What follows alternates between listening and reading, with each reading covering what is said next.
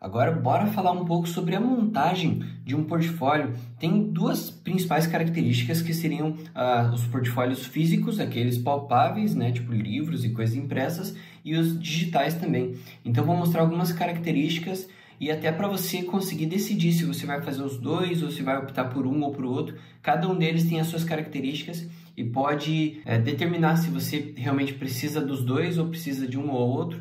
E eu sempre gosto de deixar claro, cara, sempre vai ser uma questão de complemento um do outro, né? Não só do portfólio em si, mas também de todas as redes sociais que você trabalha, tá? Então, vou mostrar um pouco de tudo isso. Na questão dos portfólios físicos, as vantagens é que quando você vai apresentar, muitas vezes você vai estar cara a cara com o seu cliente, porque você vai apresentar, vai mostrar para a pessoa ali na tua frente, vai poder tirar as dúvidas dela, vai poder defender alguma peça, alguma obra ali que a pessoa se empolgou mais e vai poder explorar um pouco mais sobre isso. Então, essa questão de estar cara a cara com a pessoa também faz com que você saiba e tenha certeza de que a pessoa viu o seu trabalho, e aí a questão de também estar ali presente para você poder argumentar é muito forte, muito significativo na hora de fechar um negócio, tá? Essa questão da certeza que viu também é o que não acontece muitas vezes no digital, né? Às vezes você manda o e-mail, manda o acesso a alguma coisa do seu portfólio e você não tem como saber exatamente se a pessoa viu o seu portfólio, se ela realmente analisou as artes ou se ela simplesmente pegou esse link e escondeu, eu digo, não clicou, e enfim, né? Então, é muito importante você ter a certeza que a pessoa viu o seu trabalho, se ela está procurando um caricaturista para trampar para ela, tá? Para fazer alguma coisa para ela. Outra coisa, a questão do toque, né? Eu sempre digo que mesmo hoje a gente está muito acostumado com a questão do digital e tudo mais, mas a questão de você poder pegar uma arte na mão, olhar ela ali sem uma tela interferindo na frente, né? Então você consegue inclinar a arte, você pode aproximar, até a questão mais assim subjetiva, como o olfato e coisas nesse sentido, você poder folhear realmente, isso tem uma diferença, né? Ainda eu vejo que tem uma diferença você pegar um sketchbook, por exemplo, de alguém e essa mesma pessoa mandar para você um link do site dela, né? O sketchbook eu acho sempre muito mais interessante de pegar e tocar ali no material. Outra coisa é que esses materiais físicos você também pode comercializar, não que o digital não possa, mas eu acho que por uma questão colecionável fica muito mais viável a pessoa querer comprar um livro mesmo com as suas artes, né? Tem até um exemplo muito bom do pessoal da Limetal, né? Eles fizeram até um esquema um pouco diferente. Eles fizeram o portfólio deles, que era tipo um livrinho fininho assim, né? Mas muito bem selecionado as artes, eles têm um trabalho muito bacana. Só que esse portfólio que eles venderam, ele era interativo. Então tinha umas questões lá de você colocar o celular no livro assim e às vezes ver um processo do trabalho, às vezes tem algum comentário, às vezes tem alguma animação em alguma arte ou outra. Então eles fizeram uma coisa um pouco mais comercial, digamos assim, que não só as artes, mas tinha uma interação através de um aplicativo do celular, tá? Então são ideias assim que você pode aplicar também, caso você queira ainda mais achar outros pontos de lucrar com a sua arte, né? Então, além de você usar o teu portfólio para conquistar clientes, você pode simplesmente vender as suas obras, os seus trabalhos, principalmente aqueles que você faz para estudo, né? Por exemplo, os famosos que eu faço, não foram pessoas que me contrataram para fazer, a não ser que, claro, pode ter um bar, alguma coisa assim, que peça para eu fazer caricatura de famosos, mas a maioria desses trabalhos que eu tenho não foi ninguém que pediu, foi uma coisa que eu fiz ou para demonstrar o meu trabalho, ou para aprimorar minhas artes, ou para criar um conteúdo. Então eu posso pegar essas artes e catalogar elas de uma forma que eu possa vender, tá?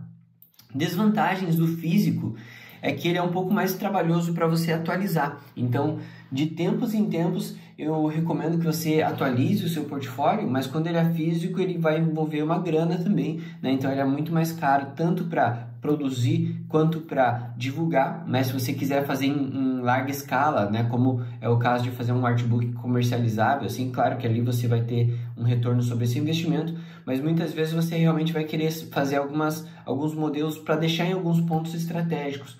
Por exemplo, buffets de casamento, lojas de roupas de casamento, todo esse mercado que existe por trás do mundo do casamento pode ser um bom local para você deixar o seu portfólio físico, né, para essas pessoas, e aí as pessoas que vão estar lá contratando esses serviços típicos de casamento podem ver o seu trabalho e falar, pô, vou contratar esse cara aqui ou essa artista aqui para fazer uma caricatura no meu evento, tá?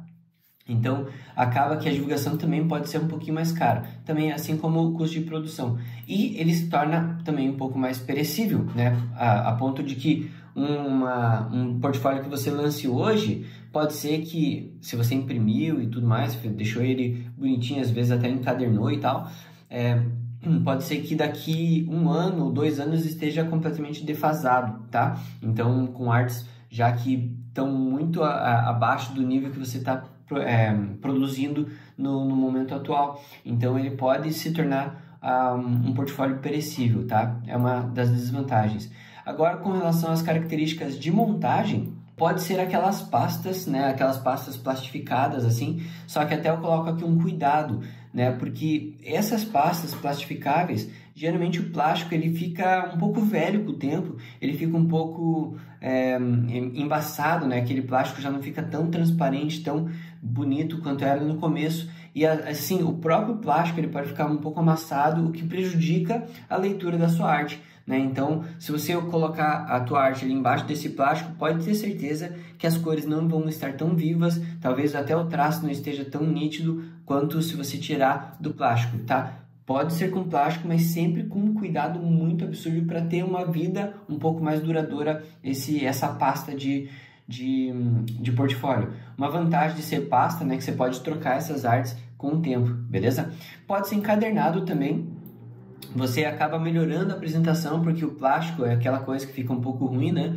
Então, na questão do encadernado, você acaba melhorando um pouco a apresentação, fica um pouco mais decente ali, né? A questão das artes já impressas, é legal também trabalhar nessa questão da qualidade da impressão, tá? Você pode fazer um estilo revista. O meu próprio portfólio online, eu fiz no estilo de revista, onde tem alguns títulos, onde tem algumas áreas de comentário que eu falo sobre algum projeto ou outro, tá? Então eu fiz, mesmo o meu portfólio online, eu fiz nesse formato revista, tá? É uma dica quando você quer colocar algumas informações extras também no seu portfólio. Pode ser um fotolivro, tá? É muito usado por fotógrafos, eu não sei se você já viu, mas muito dos álbuns de casamento atuais, eles estão saindo nesse formato de fotolivro, né? Onde é um livro mesmo, às vezes até com lombada grossa e tal, dependendo da quantidade de fotos, e acaba que a impressão é bem mais bonita, assim, né? Uma impressão muito vívida, assim, e também dá um aspecto muito mais profissional, um pouco mais requintado até para o seu portfólio, só que ele é um pouco mais caro, tá? Então, é bom às vezes fazer, sei lá, um anuário, quem sabe, né?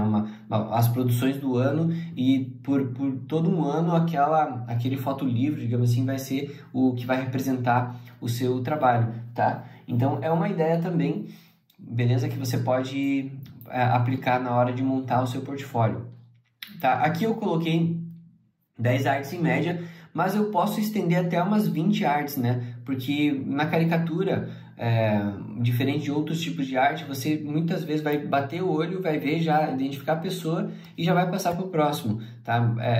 Claro que se tiver uma riqueza de detalhes, pode ser que a pessoa pare um pouquinho em cada arte e fique observando, mas outros tipos de arte, às vezes algumas ilustrações, às vezes história em quadrinho, coisa assim, a pessoa necessariamente vai ter que ficar um pouco mais de tempo na arte olhando, e aí não precisa de tantos volumes assim, tá? Então aqui eu coloco de 10 a 20 imagens, e sempre ponderar, né? Você vai sentir também olhando para o seu portfólio, apresentando para as pessoas ao seu redor, apresente também para as pessoas que não são da área, né? Que não são artistas.